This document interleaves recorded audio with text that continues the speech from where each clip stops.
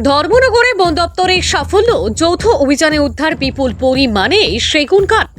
উত্তর ত্রিপুরা ধর্মনগরে বন দপ্তর এবং ধর্মনগর থানার যৌথ অভিযানে বড় সাফল্য অর্জিত হয়েছে।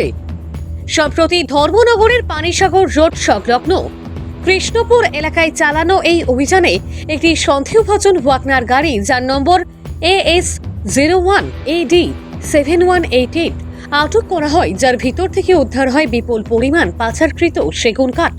এই পাচারকৃত সেগুন কাঠ পানিসাগরের দিক থেকে হয়ে ধর্মনগরে আসার কথা ছিল বলে জানা যায়। ধর্মনগর ফরেস্ট রেঞ্জার সুপ্রিয় দেবনাথ জানান, গাড়িটিতে প্রায় 35 ফুট দৈর্ঘ্যের সেগুন কাঠ বোঝাই ছিল, যার কালোবাজারি মূল্য আনুমানিক 40,000 টাকার কাছাকাছি।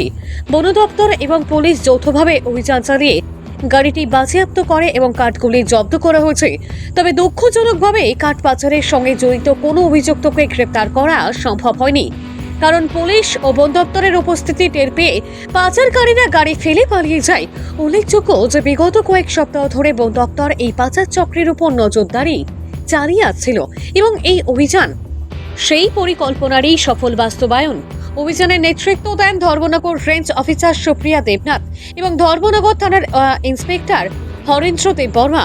তাদের দক্ষতা ও সমন্বিত উদ্যোগে অভিযানটি সফল হয়। পরিবেশ সচেতন মহল মনে করেন, বনজ সম্পদের উপর এই অবৈধ আক্রমণ ঠেকাতে বন দপ্তর ও পুলিশের এই ধরনের অভিযান অত্যন্ত গুরুত্বপূর্ণ। বনজ সম্পদ রক্ষায় প্রশাসনের এই উদ্যোগ প্রশংসনীয়, কারণ কাঠ পাচারকারীদের দৌড়াতে সরকারের কোটি কোটি টাকার সম্পদ ক্ষতির মুখে পড়ছে।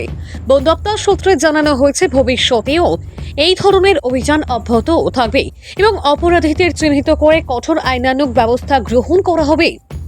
ভানুচন্দ্রের রিপোর্ট, আসাম প্রাইম নেটওয়ার্ক।